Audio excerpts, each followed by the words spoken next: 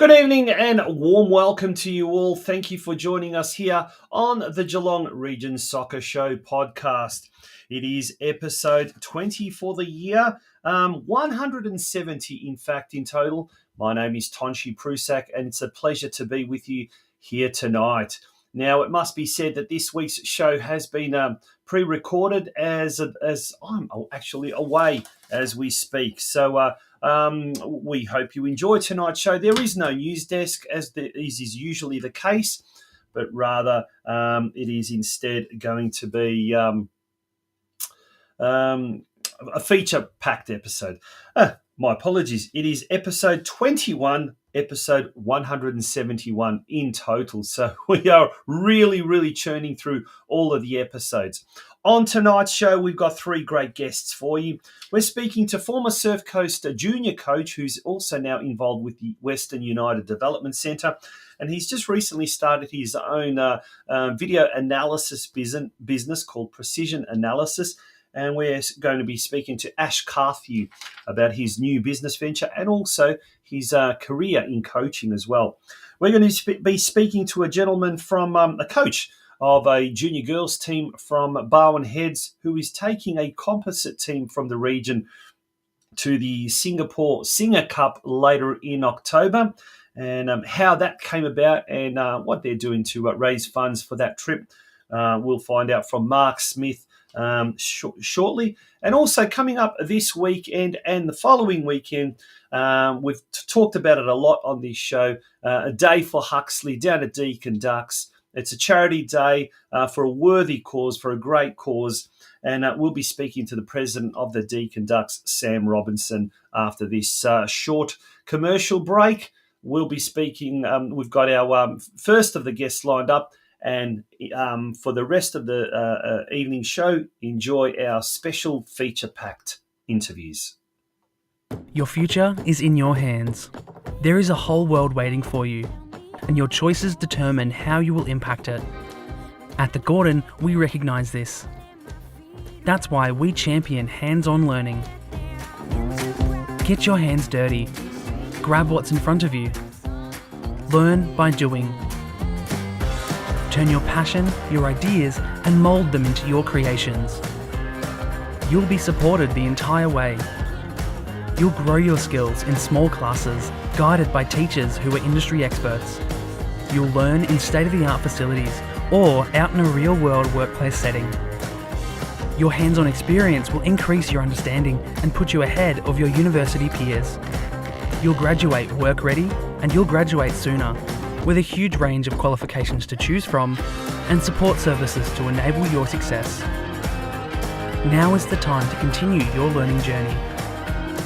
At the Gordon, your future is in your hands.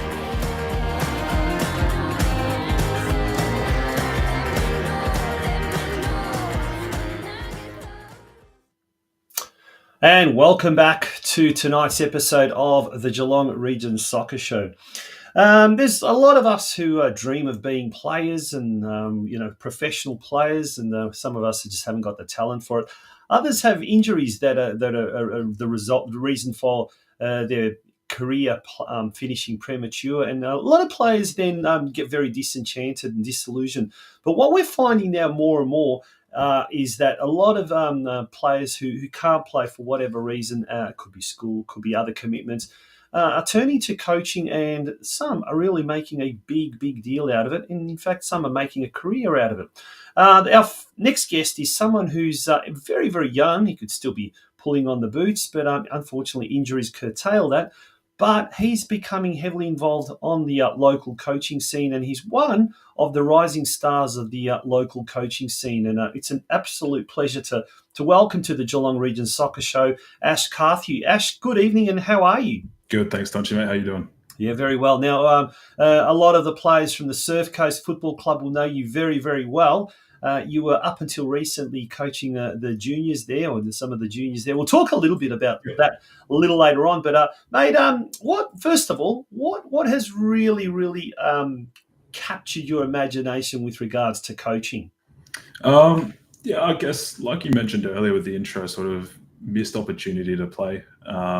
Sort of was physically and mentally a lot easier to go into a coaching route. Yeah. And even when I was playing, I always knew coaching was something I definitely wanted to do.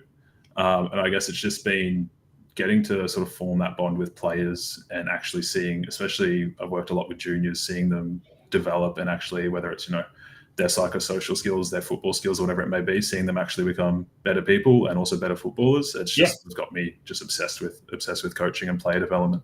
Yeah. Now you did play early in your junior days, I guess. Tell us a little bit about that. When did you start playing, and when did you really fall in love with the sport as a sport? Yeah, so I was born in Darwin. I've sort of lived all over Australia. It wasn't until I moved to Victoria when I was probably 10 years old that I sort of really got obsessed with playing. I sort of started down at a small little club called Ballerine Sharks down in St Leonard's, which is a really good community club, really good fun. And then from there, sort of went to Surfside, Drysdale Soccer Club, Breakwater Eagles up until about 17, 18. And that was when a few mental health things, injuries, school, combination of all three, just decided it's best to, call it quits on the playing days. Yeah, and when do you think you kind of along that journey there somewhere? When did you kind of really when did it click? When did that love affair with football click? I'll be honest, probably when I was at Ballerine Sharks, I just enjoyed the social aspect. But in terms of actual obsession with football, it sort of came when I moved to Surfside. I started to get to that age, 14, 15. You're a little bit more competitive now. You're not really super focused on social skills. Yep. And then I'll be honest, towards the end of my playing, I sort of fell out of love with it. I sort of went through a 1 or 2 year spell where I just wasn't keen on it at all. And what triggered that return to the game? I think it's really fascinating. Yeah, I think just after school, I didn't want to rush into uni, didn't really know what I wanted to do. I had a few ideas. I knew when I was younger, like from playing, I wanted to try coaching. So I figured, no time like the president, wasn't too much going on. So that I'd pick it up and give it a go. So that was in 2021 at Geelong Rangers with the 14s there. And that season ended up getting cancelled due to COVID. Mm-hmm. But it was sort of there that, I knew that was probably something I wanted to do. I enjoyed being around sort of that social environment and just involved in something bigger than myself, I guess. Now, COVID was a crazy period. Correct. It never gets what's the word? Never rears its ugly head again. However, some of the good things that did come out of it, I guess, was a lot of online learning, a lot of distance learning, a lot of online education, including at that time Football Victoria tried to bring in a hybrid face-to-face / online C license course, which you were one of the pioneers of that. Tell us a little bit about that course, because that was about 3 years or so ago? Yeah, it's gone back probably 3.5 years, coming up 4 years, I reckon. That was interesting. Like I think it had its pros and cons. I think obviously online it's probably a bit easier to pick it up and access it whenever you want, and it was easier to sort of absorb the information. But I think coaching's coaching. It needs to be in person, and those in-person days you can't replace them. Like it's second to none. Yeah, and you completed your C license course, which Correct. was absolutely fantastic. And then from there, you put it into practical, I guess, terms into practical practice, so to speak. Yeah. That was at Surfcase, is that right? Yeah, well, actually, I did my C license while I was at Barwon in 2022. I did a full season with Barwon with the under-16 boys there. Went really, really well. And then sort of end of that year, I sort of just had to find a fit for me that was going to support me a little bit more with a bit more of a mentorship. That was where I met Ash Dafter at Surf Coast in 2023, and that was where I sort of really got into coaching and sort of learning and developing as a coach with his mentorship, sort of working under him with the state league setup and still continuing with my juniors. So yeah, it was sort of when I really put it into action.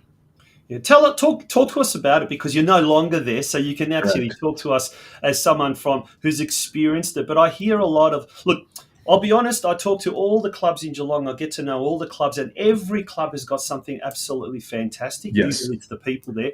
But at Surf Coast, there's some really exciting things happening behind the scenes. And it's not just player development, but there's a lot of coach development happening there as well. And you were right at the forefront of it. Tell us what went down at the Coasters. Yeah, correct. I think obviously, you look at the personnel they've got there with Adrian Layer involved with Curver, and the Curver setup they've got down at Surf Coast is massive. It's also massive for the development of coaches. Obviously, in my first year, Curver wasn't fully on the scene yet at Surf Coast, but over the last 2 years, it's sort of you've got coaches delivering Curver sessions. It's exposing coaches to more, not so much more thought out sessions, but in terms of you've got professionals planning sessions that you're giving them to coaches who might be dads, might be volunteers. Yep. It's just elevating the coaching level across junior coaches in Geelong. And then obviously personally for me, working with Ash Dafter, who's had that NPL experience and just prior experience and lots of experience as a coach, working hand in hand with him and getting to learn off him as well was a massive sort of pro to being at Surf Coast for me. It was a real elevation to my coaching game, being able to learn off experienced coaches. Yeah. And now, whilst at Surf Coast, correct me if I'm wrong, you were coaching the under-17 boys, is that right? Yeah, so correct. My first year there, I was with the under-16s. Last year, we went up to the under-17s. I had 2 under-17s teams and a State League 4 reserves assistant coach role.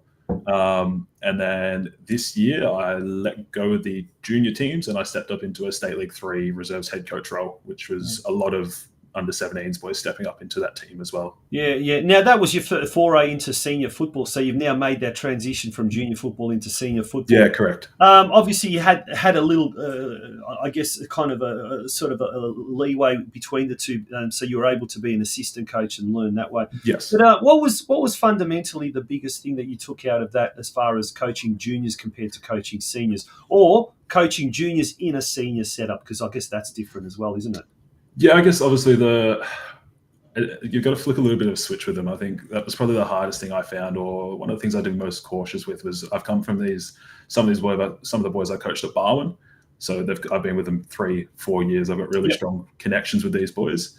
And then, juniors, it's fine. It's all fair and well to have a really strong relationship with these boys, but stepping up into that senior environment really sort of to flick a switch to sort of go, well, it's no longer everyone gets, 20 minutes, comes off oranges. It's sort of, you've got to find that real balance of, mates off the pitch, but there's got to be a sort of a flick in the mentality, a flick in the seriousness of it, that they are developing to play senior football now. It's no longer, your local junior leagues. That was probably the biggest difference I found was how you handle certain situations. And especially when you do have a few older players in the squad working with younger players as well, it's sort of really heavy focus on cultivating that environment that, these kids might not be perfect now and they might make mistakes in a game, but it's really important for those older boys to realize that they're there also to assist the development of these younger boys as well. Yeah, and how did you find that the boys adapted or didn't adapt to that kind of changing scenario? Well, I think even last year when I was assistant, we had a lot of boys stepping up anyway, especially for the halfway stage of the season. I think this season was the same. You look at a few of our first results, like that sort of first 5-6 week period, there were a couple of draws.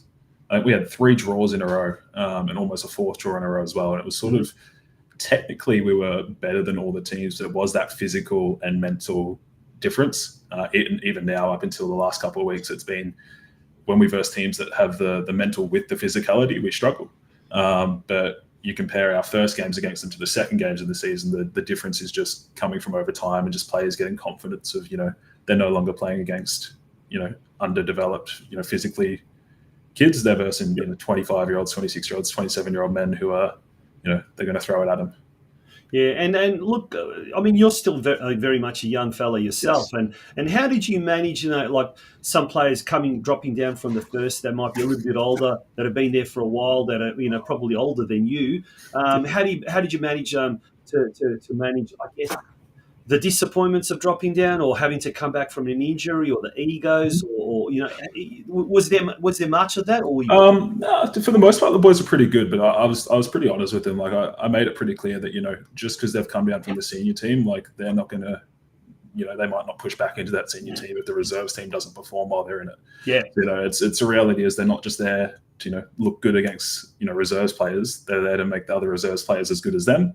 And that's the only way they're going to get back into a senior setup is with a positive reaction of, they've come down, they want to get back in. Mm. Now, before we go on with other topics, other issues, but I'd really love to ask you this one question, and I think this is a question that came up in a couple of episodes ago when I was talking, I think, with the Bradleys, Pete Bradley and his son Nate Bradley.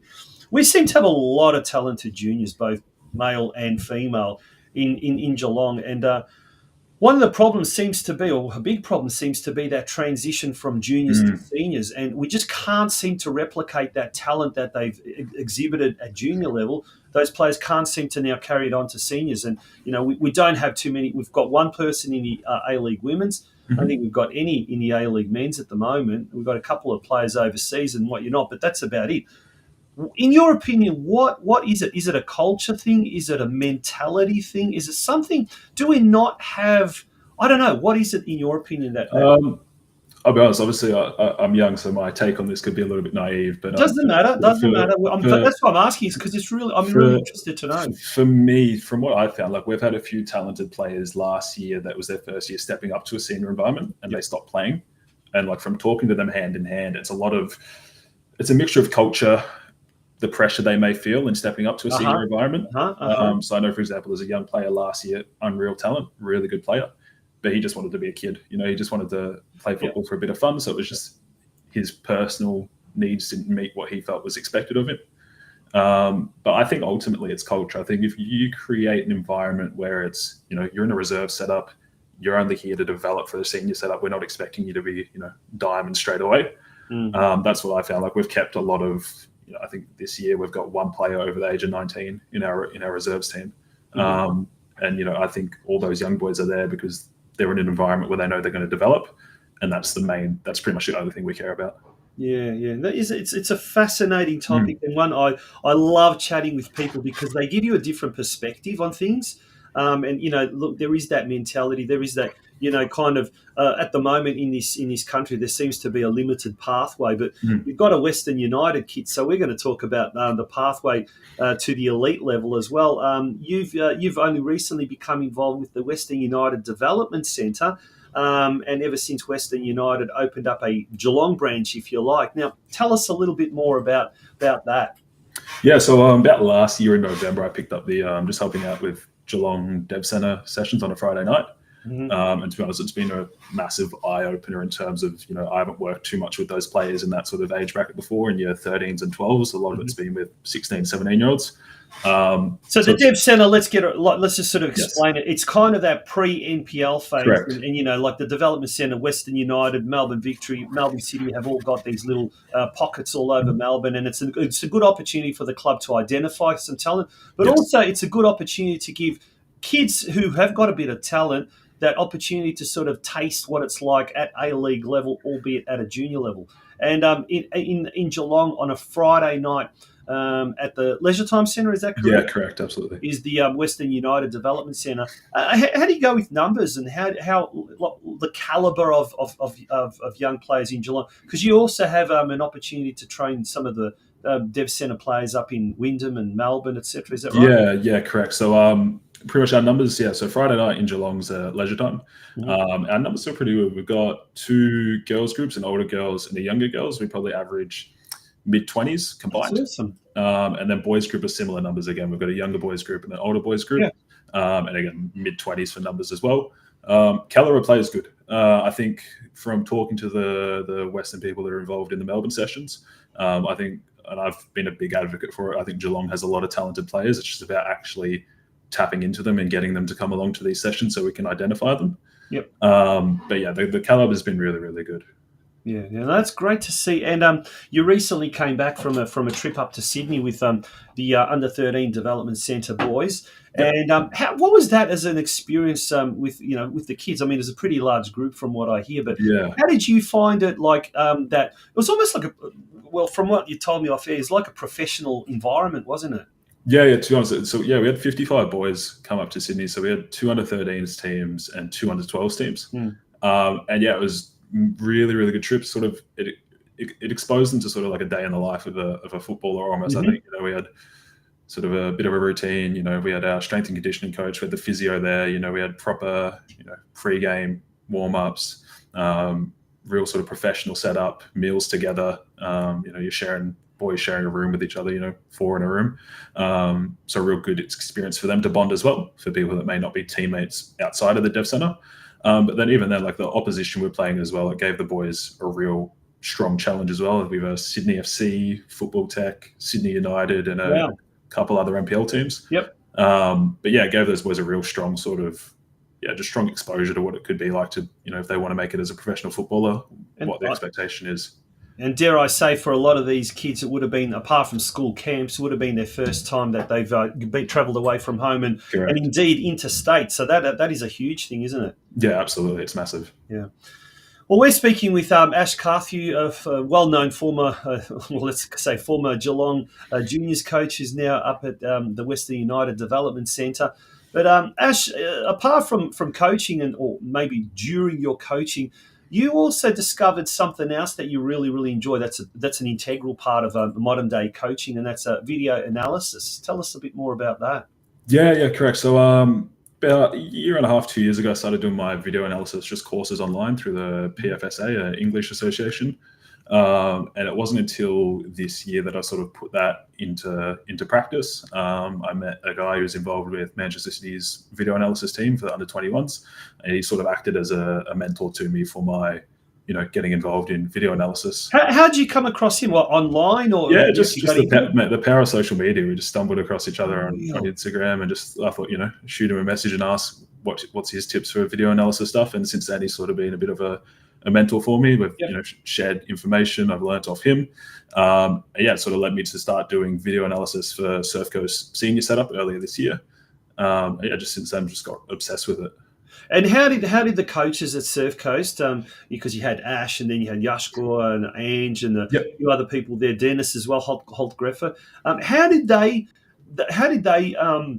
when you approached them about it, how did they did they embrace it, or was there a bit of a reluctance to kind of say, oh, we don't really need it, or how did they kind of treat it? Yeah, no, to be honest, they're pretty open to it. Like, it's sort of a matter of, if there's anything, I think they also realize, as former players themselves, they'd rather watch something than hear someone talk about it. To be honest, it gives you that visual reaction, the visual feedback. So it's a lot easier than just reading notes. They were super open about it. The process would be, just chat to them about it. They were fine, got it on board. And then each week we'd just discuss, what we worked on in training. Can we find clips from a game day that support that and whatnot? And look, most players, particularly juniors, are visual learners, aren't Correct. they? Yeah, correct. And like this day and age, especially where they're surrounded by social media and smart phones and laptops and iPads, a lot of it is the visual thing, definitely. So have you kind of noticed that the kids become a lot more engaged when they're presented with the visual kind of analysis as opposed to the audio, I guess? Yeah, no, I do think it helps from a player perspective. It helps your development as well if you can actually pinpoint moments, where you've not, done what you think you might have done or whatnot. But also as a coach, it helps you back it up. If you go to a player and say you didn't do this well enough, and they disagree, well, hold on a minute, you've got the visual evidence to support it. You can sort of cement your points and your philosophies. You can really sort of back them up with video clips. Yeah. Now, we often hear people who start off with this business idea because of the passion that they've had, something that's really kind of unexpectedly triggered something, and that's probably been the case with you because you've actually turned this passion, of video analysis, into an actual business venture, and you've created a new business, Precision Analysis. Is that right? Yeah, absolutely correct. Yeah, correct. Tell us a bit more about that. Again, so just a continuation from my passion of video analysis at Surf Coast. Obviously, I'm no longer involved with the role there, but it's sort of, I wanted to, keep doing video analysis. And I thought, no better way to get more video analysis work than, make a page that I can offer video analysis services through.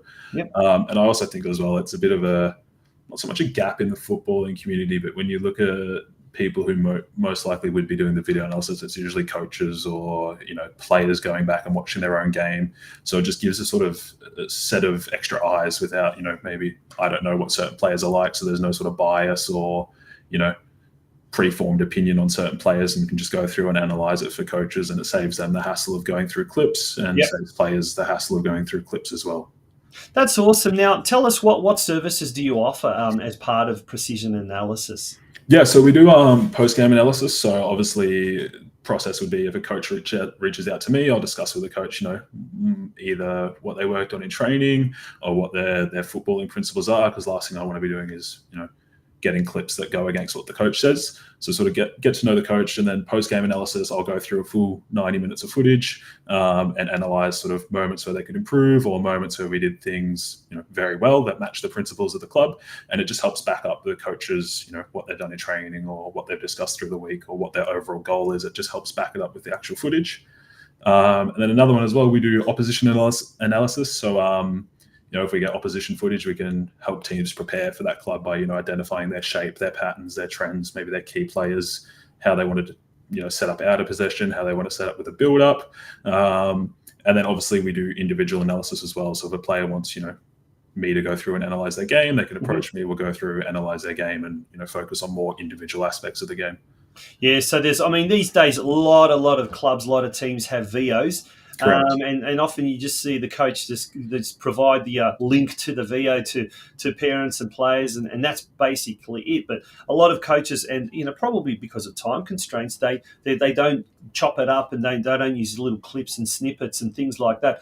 And I guess this is where you come in. You can kind of supplement that by offering those services. Now, we've got a little bit of a clip here, and what we're going to do is we're going to get you to kind of take us through this. And this is an illustration of just how important having a good quality video analyst is. So we'll just show this this video. There we go. Take us through this. So obviously this is from a early game of the year between Surf Coast and Sebastopol, and the main focus against this was Sebastopol played a back five. And the focus of the game was we want to switch out wide, find out areas where we can isolate. So you can see the far side of the pitch, we've got a 2v1, or we want to focus on our wide combinations to break down their five at the back. Yeah. And you slow it down. There's little comments that can be made, arrows as well. Correct. And it really kind of helps understand. Look at that. That's super professional. Can't believe it's just almost like a community kind of league, or state league, if you like. But it's incredible. And the graphics is amazing. Now take us through this one. Yes, this was the opposition analysis that we actually used to support how we were going to play. This is Sebastopol against Laverton. That clip just there was focused on how they build up, and it was a 3-5-2, and they looked to play the fullback each time. And this one? And this is Buleen's under-20s. This is a recent one there, under-20s women's. And again, focusing on positive things in build-up. We're focusing on the 2 6s being split. You've got a 6 high that's opened up space for the centre-back to drive into, as you can see there. And then you've got other 6 starting deep, so she can receive the second phase. So the ball will play up, and then they can switch out to the other 6. Yeah, there you go. Look at that, absolutely incredible. That's just absolutely fantastic. Now, mate, if someone is interested in hiring your services, utilising your services, how can they best get in touch with you? Best get in touch is through the Facebook page, Precision Analysis, 2 words. Open up the Facebook page, flick me a message through on there, and I'll respond to you, and we can have a chat. Yeah, so go straight away on. If you're on Facebook, go to Precision Analysis and get in touch with Ash. I certainly think you will not regret it. And now, especially now, as we're kind of coming towards the end of the current season, a lot of clubs, those in the know and those that are well prepared, which is a lot of clubs having to do that, are starting to now organise themselves for next season. And I guess if you don't have a video analyst at your club, now's a good time to get involved, get one, and give Ash a buzz. Yeah, absolutely. Yeah. All right, mate. Thank you so much for joining us here on the Geelong Region Soccer Show. Really, really appreciate it. And good luck with your new business venture, and also good luck with the Western United Development Centre. Cheers, Tonchi. Appreciate it, mate. Thanks for your time. Awesome. Good on you. Ash Carthew there from the Western United Development Centre, formerly of Surf Coast and Barwon and Geelong Rangers and Breakwater Eagles. Where else? And he's also the owner and founder of Precision Analysis. We're going to have a short break, and once we return, we're going to continue with tonight's episode of the Geelong Region Soccer Show. Stay tuned. Just Turfing Instant Turf is a local, family-owned and operated company which guarantees top-quality products and service. Whether you need turf for a small front garden or a large landscaping project, Just Turfing Instant Turf are the turf installer experts you can trust. They supply and install for most major landscapers in Melbourne and Geelong, with a wide range of premium instant turf and a full suite of turf care products. Chloe and the team at Just Turfing are sure to have all your turf needs covered. Their Melbourne, Geelong and Victorian regional distribution means they can supply your area with fresh cut turf installed the same day, hassle-free. Turf options that are available include Eureka Kikuyu, Santa Ana, Tiff Tuff, Sir Walter Buffalo and Sir Grange. For more information, contact either Chloe on 0431 571 558 or Josh on 0457 174 111. A very interesting expedition abroad for a group of young junior footballers here from the Geelong region. And in late October, a composite team, you could best call it, of junior under-14 girls from the Bowenhead Soccer Club, Ocean Grove Soccer Club and Golden Plains from Bannockburn are all coming together, or rather going to Singapore together to take part in the very popular annual Singer Cup. And to tell us a little bit more about what is involved and how this initiative first came about, we're speaking with Mark Smith from Bowenhead's Soccer Club. Mark, welcome to the Geelong Region Soccer Show. How are you? Hi, Tachi. Very well. Thanks so much for the opportunity. Yeah, now, absolute pleasure. Now, first of all, tell us, how did this all come about? Now, just recently in the Ocean Grove Voice, there was a first bit of publicity given to the initiative. Youngsters need a helping hand to get to Singapore. And there's a group there. Tell us all about this, well, let's call it a composite team, but will it be played under the Bowenheads team banner, or how will it go? That's exactly what it is. It's a composite team. What we're looking at doing is putting a group of girls from our region together to take them across to Singapore to get the chance to play in an international youth soccer tournament. Yeah, the Singer Cup is well known. It's quite a big cup, isn't it? A big tournament. Tell us a little bit, for those who've never heard of what the Singer Cup is, tell us a little bit about that. Well, it's been going, as far as I know, for many years. And this year, they are just growing in strength each year. And I think this year they're anticipating up to close to 3,500 players competing in it. From under 8 boys, under 10 boys, 12 boys, 14 boys, 16 boys, and then under 14 and 16 girls. So it's a tournament that's definitely growing in strength. And it's one that I've heard is really a great opportunity for our girls to experience youth soccer on an international platform, which will be so exciting for them. Yeah. Now, talking off air, we spoke about, you mentioned that this is an opportunity that you've kind of tried to gear towards a group of players that probably otherwise wouldn't really get the chance, haven't really got the chance to do something like this. So tell us how the idea, first of all, came about. Well, yeah, I've got a daughter in the team, and she's definitely grown in strength through the years in her ability.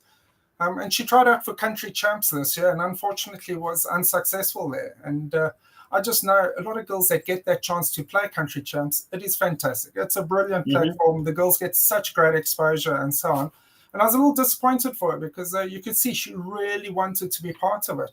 And it just so happened, one of our games up at Surf Coast, I met a gentleman there who was just visiting family. A fellow countryman, as it happens. He's also from South Africa. But he runs a company by the name of LS Talents based up in Queensland. And he started the business purely for the same reason, to give his son the opportunity to play in international football, because his son also never had the chances. So after speaking to him, he asked if we'd be interested in joining LS Talents in entering a team into the Singer Cup. And from there, it's just snowballed. Obviously, I put it forward to our girls first, and as there is a cost, unfortunately, and also time, not everyone was able to join. So in speaking to our president, Beck, who has been incredible with her support in this initiative, we thought, well, hey, let's put it out to our local clubs, our neighbouring clubs, to give them the opportunity too, and really focus on those girls that don't get the opportunity. To play in an international tournament is, it's not everyone gets that chance. So we thought, yep, let's go for it. Let's see if we can get a bit of traction behind this, and it has. So at the moment, we've got players from Ocean Grove, players from Golden Plains, and today it looks like we might have our first player joining us from Drysdale Football Club, which will be exciting. Oh, fantastic. Well, there's a group photo of some of the girls: Audrey and Sophie, Daisy, Claudia, and Quinn from Bowen Heads. Then we've got Sky and Daisy from Ocean Grove, and sisters Lily and Leonie from Golden Plains. And absent were Clooney and Scarlett, both from Bowen Heads. And there we go. We might even have a player from Drysdale. So how good is that? That's brilliant. I think and you know what it's also done is it's brought the clubs closer together too, because everyone's really excited about this opportunity. Yeah. And the spin-off too is, all the clubs get added exposure, which is fantastic.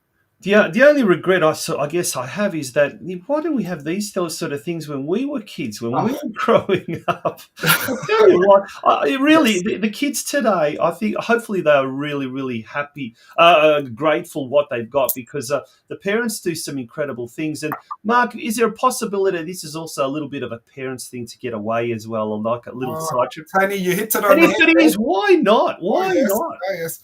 So, in speaking to Chris, he's been doing this for a couple of years now through LS Talents. And this year they're taking 10 teams across. Yep. So they are looking at a traveling party of around about 250 people, players and parents. And he says the parents, a lot of them are repeat parents, and they actually take this as their annual holiday, because it's great, for them to spend 9 days in Singapore with their child. Yeah. I think that's the key. You really get that time to bond with your children on the soccer field, which is awesome. It's absolutely a spot on. And like I remember talking to Adrian Layer, who runs Curva Coaching Geelong, who's one of our esteemed sponsors, and he took a team to Singapore early in the year for the Curva Cup, the Asia Pacific Curva Cup. And he said the same. He goes, it was a wonderful opportunity for the parents to get to know each other in a kind of a social environment, but also for him to spend time with his little girl. And look, I'm from personal experience, I've had this opportunity with my kids, and where we've seen half of Victoria and even gone into state because of their sporting commitments. And it's a wonderful opportunity to meet up with new friends and families. And as you said, it's bringing 4, if not more, clubs together, or people from those clubs. That is an absolute wonderful initiative. And look, I think the more of these type of things happen, the better it is. So it's quite an exciting time.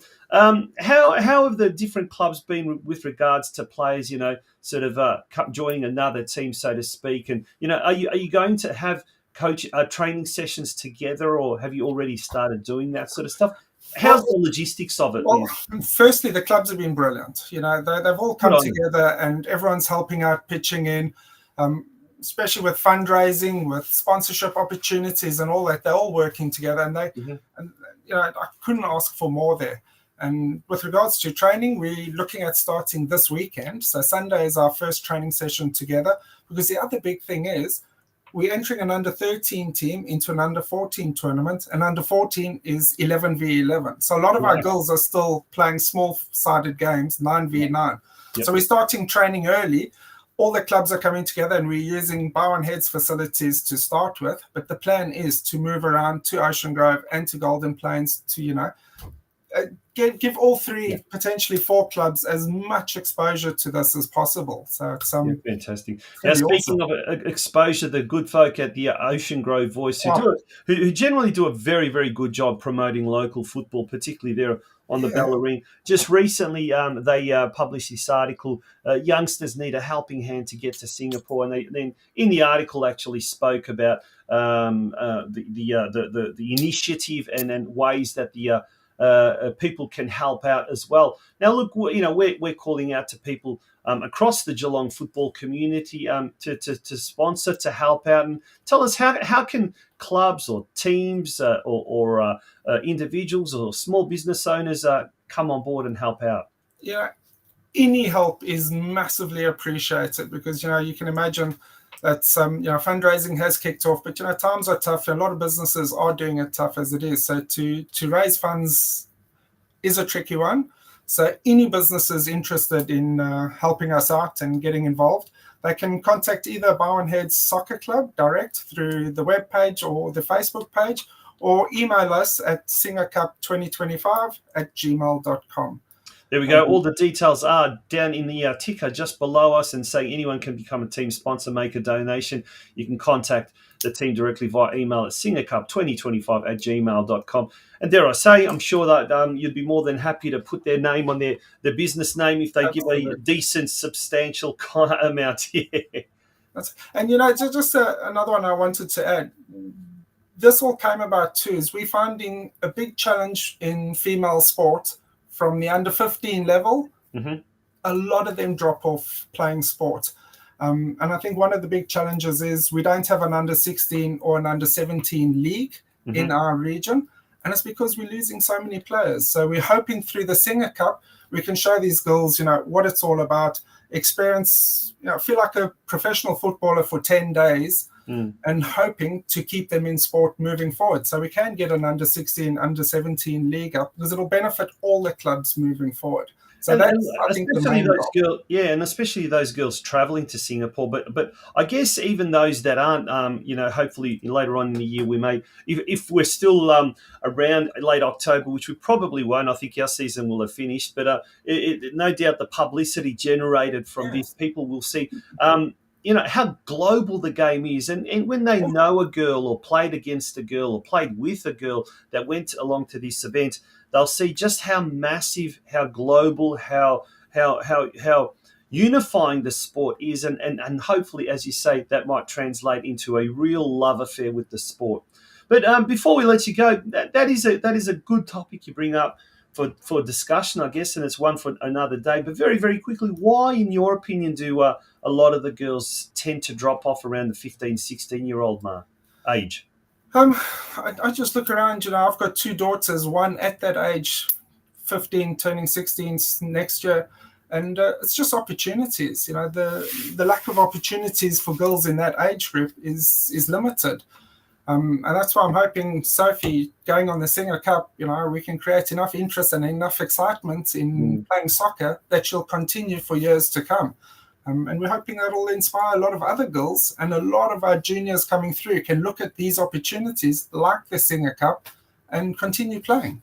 Yeah, absolutely brilliant. Well, Mark, congratulations on the initiative. Good luck with the actual fundraising and the logistics and the actual tour itself. And certainly, hopefully, it is going to be a success. And I think when you've got very, very passionate coaches like yourself and parents of the, for example, the girls involved, and above all, the clubs themselves supporting it, well, it cannot fail. Surely cannot fail. And if I could just thank Sean Taylor and all the parents that are helping us out. Sean's been a great assistant coach and a coach over the years, and all the parents that have, dug in to help with the fundraising. It's, couldn't do it without them.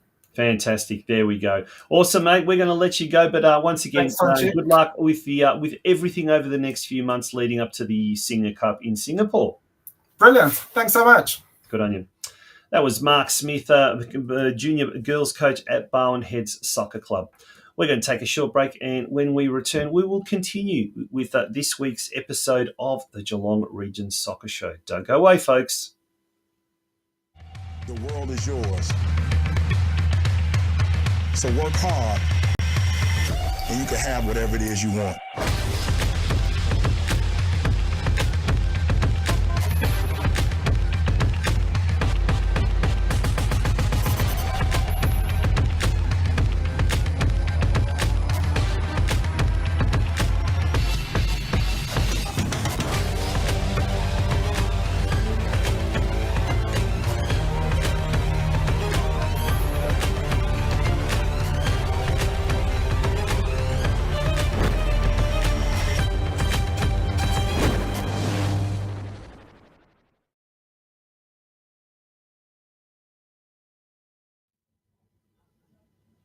And welcome back to this very special episode of the Geelong Region Soccer Show, pre-recorded, of course. And we've got a very, very special guest ahead of this weekend coming. We've got a very special event at a very, very special club.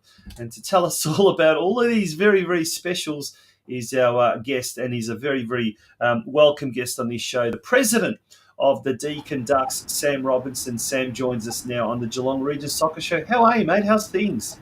Yeah, going well. Thanks, Sonchi. How are you, mate?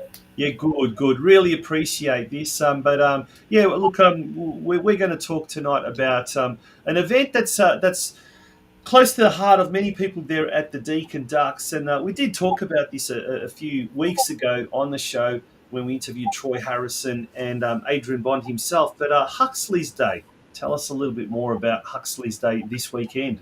Yeah, so we've got Huxley's Day coming up this weekend, which will take place during our State League game against Lara. Every year, or for the last couple of years now, the Ducks have always looked to do a bit of a themed kit and a bit of a fundraising event throughout the year. Last year, we raised money for White Ribbon. The year before was a Pride round kit. And I think the year before that was a NAIDOC kit. So, we had a bit of a chat as a committee and thought, obviously, a member of our Ducks community is having a bit of a tough time at the moment. So we thought we'd try and raise some funds a little bit closer to home for young Huxley and the Bond family. Yeah, there's all the information there. It's on, obviously, this Saturday, August the 16th, game for Huxley. In support of and I'll move that little logo there so you can see it. Special event hosted by the Deakin Ducks in support of the Bond family, whose brave son Huxley is currently facing a recent leukemia diagnosis. Now, the tickets are $35. They're available on Try Booking. There's going to be food, live music, raffles, a marquee setup. And it's been fantastic, the support you've received from Lara United as well, who are really keen to make it a festive community occasion. And, when you first reached out to them with the idea, they really came on board. Yeah, absolutely. Lara opened the idea open to the idea. We're super keen to get involved. As soon as we thought, we would look to do a charity event sort of during that game, they were, super keen to get involved. They're going to bring some mini roos along. So we're going to have some juniors playing at halftime as well. And they've been really big as well, just in terms of pumping up the event, sharing it with their players, their members. Thanks to now, Lara. you mentioned mini roos. I'm going to digress a little bit from the agenda, so to speak. But this is something I'm really fascinated to hear about. But I'm really stoked that Deakin Ducks have got little ducklings. I don't know what you want to call them, the mini roos, and that's only happened in the last couple of years. But how's that all going? And has the planning already started for next year to make it grow it bigger? Because this year was quite a large growth compared to last year, the inaugural year. Yeah, absolutely. We've only had our mini roos for a couple of years now. We've been, I guess, quite measured in the way we want to grow this junior program. Obviously, you see some of the sizes of the other junior programs in the region, and they're quite large. So we're trying to be controlled, but planning very much underway already for what next year might look like in the junior space at Deakin.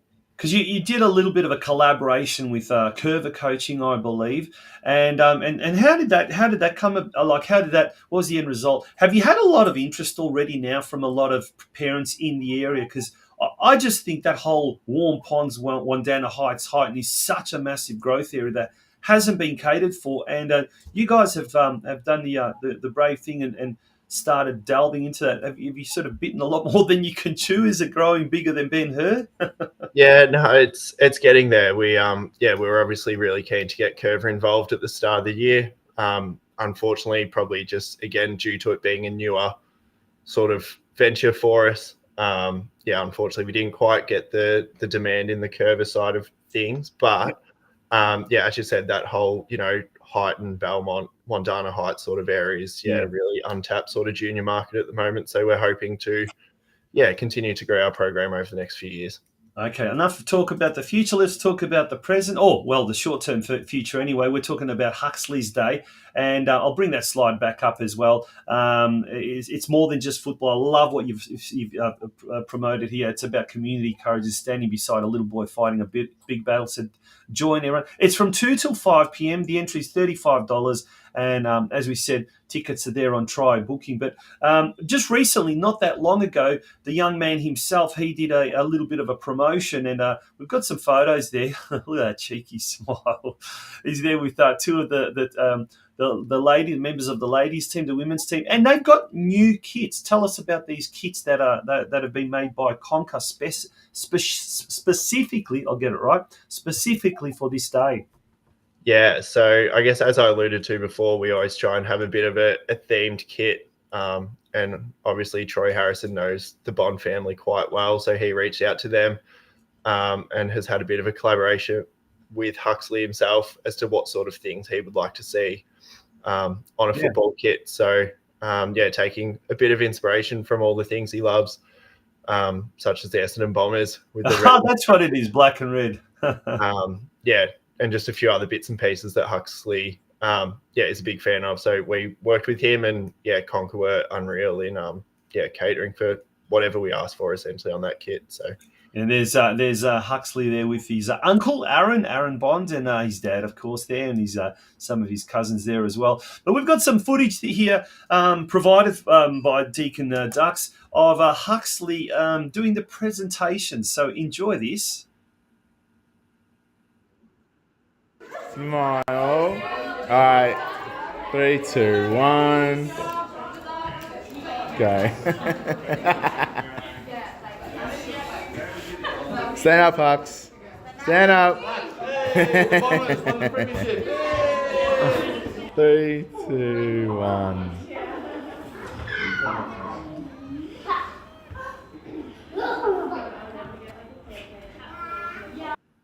There you go. Has he not got the cheekiest smile, that kid? That's so cute. Oh, I hope things are going well for him. How are things going in the last you heard? I mean, obviously they're going through a very tough time at the moment. But I guess, doing as well as they can, given the Well, this is an opportunity for the Geelong football community to come out in their droves. And we talk about our community. It's a memorable one. It's a small one where we are a close-knit one. And you often go to a lot of the State League games of a Saturday afternoon or Saturday evening, and you see players from spectators, members from different clubs going around. You know, they're yearning for that football appetite or I guess that football dosage, if you like, on the weekend. So here's an opportunity to come down to Deakin University in Warm Ponds on Saturday, 16th of August, which is this Saturday, from 2 till 5 p.m. If you can't be there for the whole if you can't be there for the whole afternoon, pop in just for a little bit and do your little bit. But there's beanies there. There's going to be, as you said, live music. There's going to be is there raffles and things like that happening as well? Yeah, we've secured a fair few donations for some pretty cool raffles. We're going to auction a few things off on our website as well. And for those that don't know, Adrian Bond is also involved heavily with the futsal Geelong movement as well, being the general manager of Geelong Futsal. So plenty there happening. Mate, the senior men's team didn't do too well, but nonetheless, and the women's team have been doing reasonably well locally. When does preparation start for next season? I mean, the season still hasn't finished, but we've still got a couple more games. But when do you sort of start planning for next year? Because this is a question I often ask people around this time. You know, once upon a time, you used to sort of shut up shop until the new year, and then you start thinking about it. These days, it's almost like one season hasn't finished, you already start planning for the following year. Yeah, very much so. So much so that I reckon in season's probably the quieter time.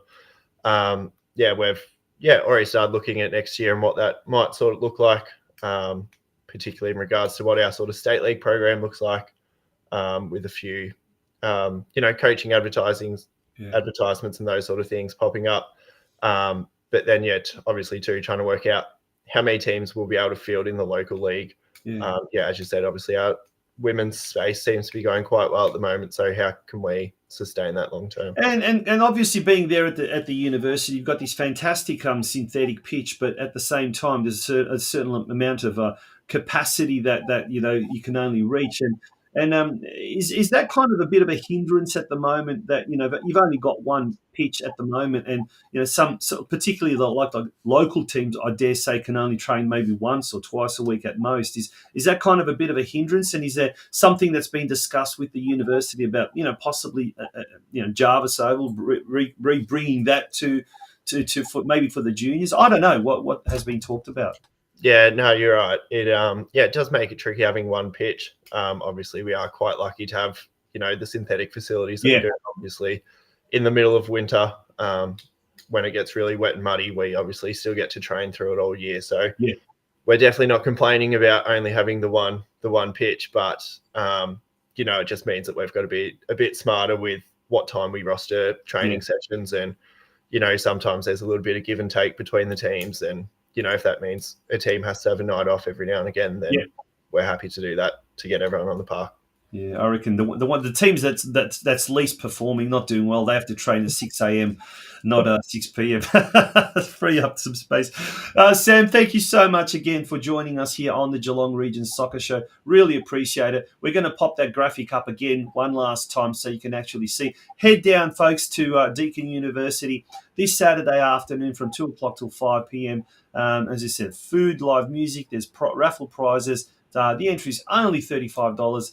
And there's beanies there as well, and you can really make a difference to a family that has been heavily involved here on the Geelong football scene for many years. Sam, once again, thank you for joining us. Thanks, Tonchi. Greatly appreciate it. Good on you. Sam Robinson, the president of the Deakin Ducks Football Club, all round nice guy, and it's a really nice vibe that they do have down at Deakin Ducks. If you haven't had a chance to experience it, well, here's your opportunity this Saturday. Geelong Galvanizing is a locally owned and operated company that is a leading provider of protective steel applications, including hot dip galvanizing, steel fabrication, painting, duplex coatings, and transport logistics. With a commitment to quality and efficiency, we deliver durable, high-performance solutions tailored to the needs of our clients across various industries. Our key capabilities include blast and paint, galvanizing, fabrication, accreditations and inspection services, transport and logistics. We offer end-to-end services from fabrication right through to delivery.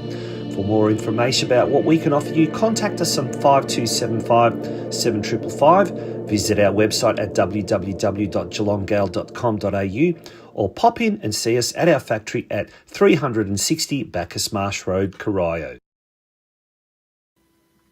And that brings us to the end of this week's episode of the Geelong Region Soccer Show podcast.